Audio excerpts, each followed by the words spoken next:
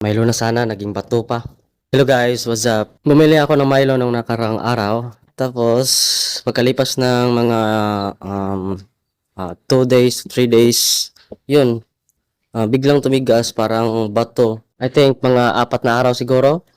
Tapos pagtingin ko sa lalagyan, sa plastic o yung lalagyan niya, yun na nga, sobrang tigas, parang siyang bato. Kahit nakukuha ka pa ng kutsilyo at pagsaksakin mo, ganun pa rin.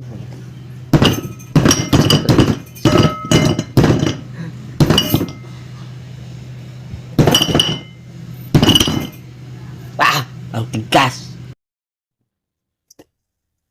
Wala na to.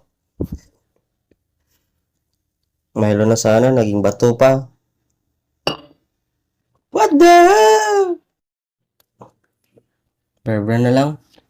Okay pa to eh.